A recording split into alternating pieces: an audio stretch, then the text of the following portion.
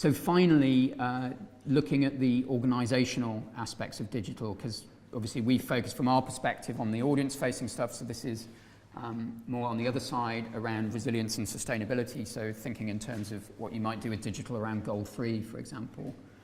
And a lot of these apply generally, not just in the arts and cultural sector, but across smaller businesses looking to be versatile, cost-effective. There's a whole wealth of tools out there that you can use and access, so-called software as a service, so increasingly, as you may be familiar, Microsoft Office and subscription basis, or customer relationship management systems that are very effective, file sharing systems that substantially reduce the cost of these sorts of things compared to what organisations would have looked at 4 or 5 years ago. I'm not going to dive into the detail of those, but there's a fairly comprehensive list in of things to think about in the planning and policy guidelines. But it's making sure you've taken that sort of perspective and seen what you might be able to do there. It can be tempting if you go to a digital partner and say, we're looking for a thing that does A, B, and C. You will invariably get the answer that says, well, the only way to do A, B, and C really well is to build a bespoke thing. And obviously, they have a vested interest in telling you that. The reality is, if you shop around, you may well find a tool or set of tools that do what 80% of what you want off the shelf very cheaply. And then the question you should be asking yourself is it worth the extra risk and investment to get the remaining 20% that would be absolutely marvellous to have, but would require us to start investing in bespoke development? And so do that sort of analysis before you jump in. And there are projects out there, Golub Media are running one at the minute, looking at open source customer relationship management software and how they might build a set of bespoke components on top of that, tailored for arts organisations, but then in a way that multiple organisations can get involved in that project and benefit from it. So that's the other thing to think about, is if you are looking at that sort of investment, talking to your neighbours in the sector who may have very similar requirements and seeing if a joint approach might help spread some of those costs and reduce some of those risks. And think very carefully about the intellectual property around that code. Who will own it? Are you free to modify it, redevelop it? Is it being developed using standards which, if the partner you've chosen doesn't work out or goes bust in a few years' time, you could take it somewhere else and get someone else to work on it? Or is it entirely proprietary to them? And if so, how locked in are you to that? So just weighing up that quite complex set of risks and benefits before plunging in. And again, the normal planning cycle, have you got enough time to test? Build a minimum viable product without all the bells and whistles, go out there, use it, and then you'll suddenly see where you overlooked some requirements or things that are perhaps less important to you in the next stage of development. And income generation, as Fiona has hinted at already, if this was a single bullet point slide around digital content, we'd say it's challenging, it's very difficult. Obviously, aside from established sort of revenue streams through e-ticketing, etc., it's pretty hard currently to get direct income from digital creative content. So if you're making assumptions around that, just make sure you've researched that. My previous background is in app development and mobile games, and even working with high-profile Lego or BBC titles, in-app purchases, you struggle to cover your costs even on that sort of thing. So for the vast majority of people publishing apps are losing money, and it's the tiny fraction, which is of course a tiny successful fraction that you hear about all the time, that are getting returns on those kind of investments. So generally speaking, be pretty circumspect in that, aside from the issue that unless you've got something that people are engaging with incredibly frequently, a mobile app via the App Store is probably not the most sensible way to engage. Much better to build a web browser-based experience that they don't have the barriers to installing in order to get them to engage. But what you can do is look at where you might be able to leverage some in-kind support. So a lot of agencies, digital agencies, get very excited with the kind of digital projects we've been talking about today, because it's a real chance for them to showcase what they can do in ways that their kind of commercial portfolio might not allow them, maybe to experiment with some of those emerging technologies or with different audiences and look at the engagement. So if you have a partnership kind of conversation with them, they can often be willing to work at discounted rates, sharing some of the costs in return for being able to showcase it in their own portfolio. So consider that, or even talking to the technology providers themselves, like Google, Microsoft and so on at the top end, but other more specialist agencies are always looking at ways of showcasing their latest product developments. And if that aligns with what you're trying to do, they may be willing to work with you, provide you technology for free, and even help you in getting an audience to those experiences. So it's worth thinking laterally around that. And finally, we've just listed there, if you were looking at the event cinema model, some of the revenue splits that you might typically expect to see from that sort of activity.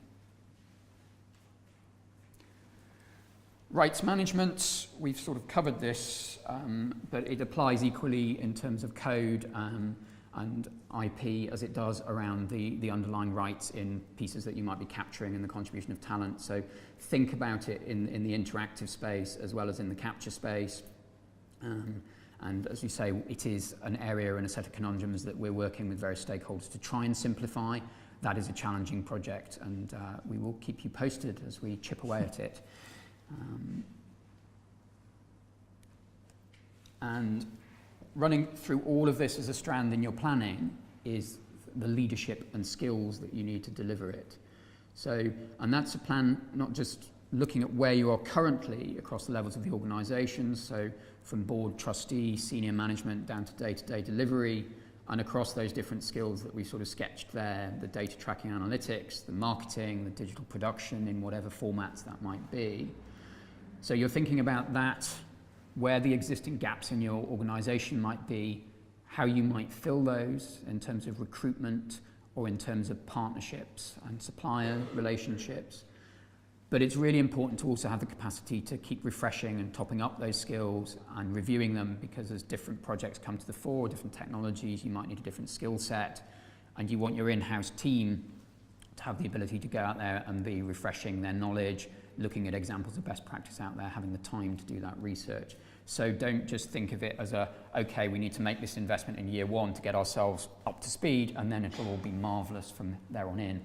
Because as those of us who work in this sector know, you never know all you need to know, and it's just a constant learning, which is, of course, what makes it really fascinating, but also somewhat time-consuming. Deep breath. So, in summary, that is, for those of you who can still remember back to 2 hours or so ago, that is the same slide.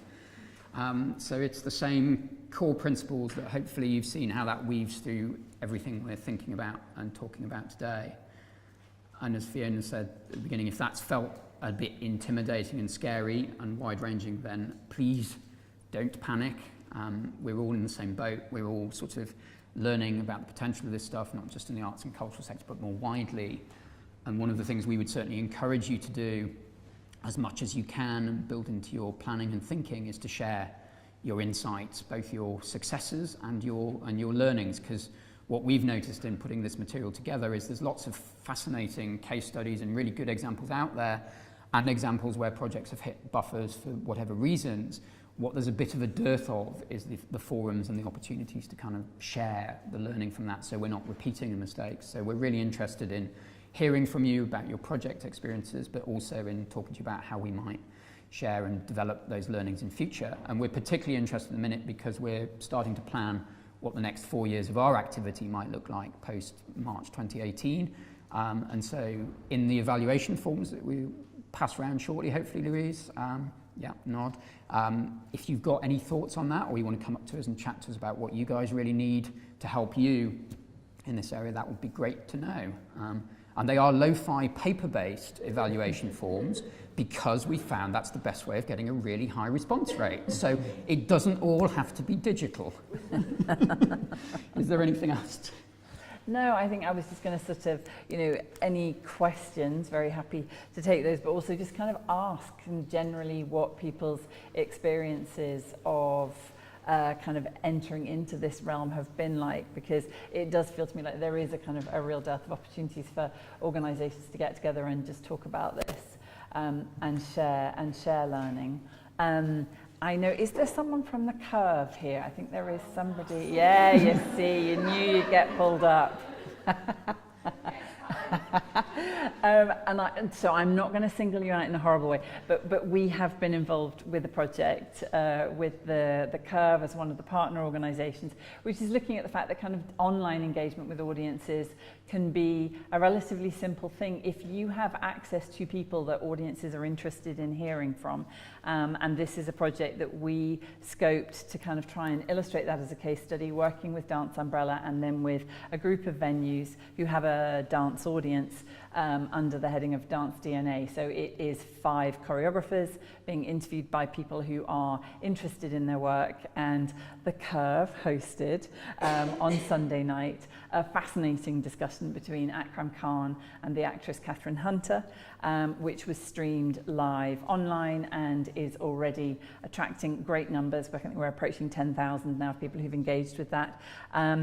Really simple. And I was just going to say, you know, as an organisation, kind of how did you find that? Because I know one of the issues we had was getting a live audience to turn out on a Sunday night to listen to it, even though the online community were there, but it looked full to me. Yeah, there was about, I think 50 or 60 people actually sat in the auditorium. I mean, it was programmed quite late, so from yes. a marketing point of view, getting people out and then getting people into the theatre on a Sunday evening. And also it was a relatively low cost ticket price. We did put a ticket price on it because we wanted people to commit, you know, because in our experience sometimes when you put on free events then people scramble for tickets and then you have 10% of those that actually turn up. But it's great that actually from an online kind of digital engagement wise, actually we're having greater numbers with that. I think it's just from our point of view, it's finding that balance of what you want to live stream and what your making sure that your objectives are clear, in that this was about a bigger kind of getting more of our audiences to engage with dance in a safer kind of conversational, educational way, especially with an associate artist like Akram from our point of view, just really helped. Yeah, and I think for me as well, the idea of that there are a group of venues who are all going to be mutually supportive of one another. The first one happened at the Hippodrome. So the idea is that those venues, and get those audiences talking to one another online. So you have your kind of local audience, but then you kind of amplify that discussion around the content and what people are coming into a venue to see, but then able to talk to one another about online. But it's also about using those various different platforms, because obviously we share the streaming, so you know, looking at that reach and, like you said earlier, looking at different platforms to kind of develop your reach and engagement, and also talk to new audiences and kind of get people who possibly are engaged with Dance Umbrella that don't actually realise that Curve programmes regularly programmes dance, and that we should be a venue that they're looking into, looking at, you know, to see what we've got coming up, so which is great. Definitely. So any other examples before I pick on someone else? Anybody else in terms of experience of kind of online engagement or kind of long form capture? I think what is important, I think what's interesting is the balance between time and effort and resource. I think even more so now as an organisation, we put out a lot of content, but it does take, especially one person within our department, a long time to do that and to edit it, to get it out. And it's just, how does that actually translate into ticket sales or launch or engagement? So it's interesting about the whole idea of the audit, I think, is really key. And I think right now less is more for everybody, actually really knowing and everybody engaging with, because you know there's been a massive increase in cheap technology to be able to film, to capture, to post stuff up on websites, and so the instinct has been to put it all up there, and it's like, yes, there's no point, you wouldn't do that in your gallery or your theatre space, you wouldn't kind of go, put 6 shows on at the same time, and you know, so know what you know about audiences already. There are lots of very similar parallels that it is worth kind of just thinking, hang on a second, we do understand this, and let's apply some of those principles to something online. Absolutely. Thank you. Any others? Any other experiences?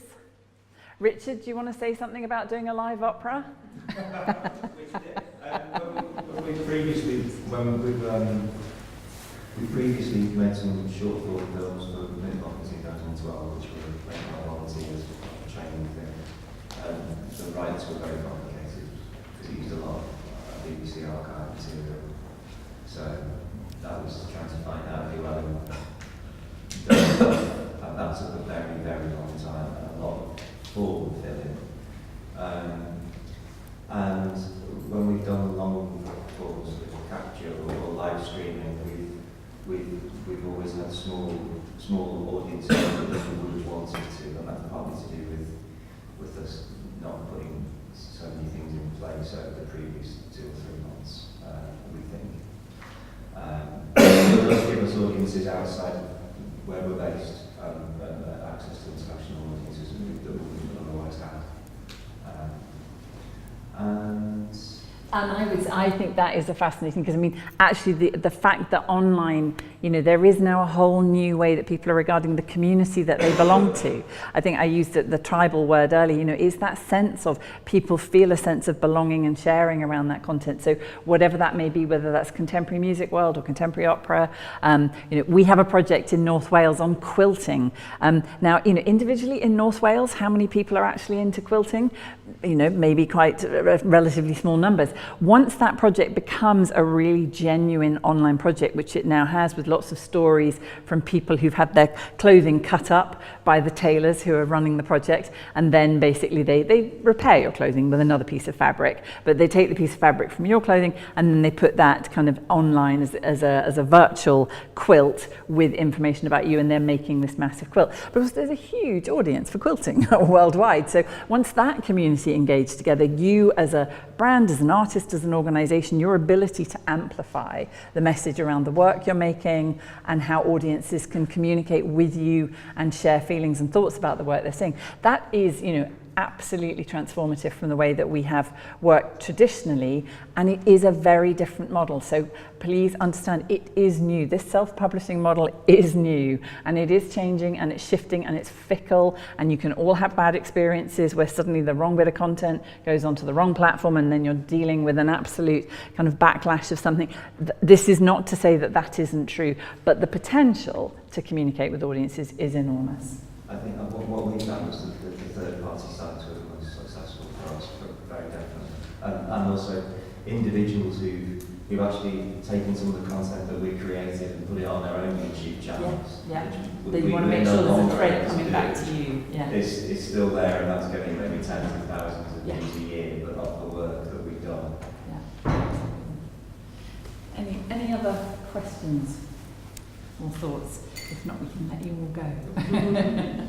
Great. Okay, Wilson, thank you all very much. Thank you. And yeah, just a reminder, this will be available online and with some supporting notes by the middle of next week.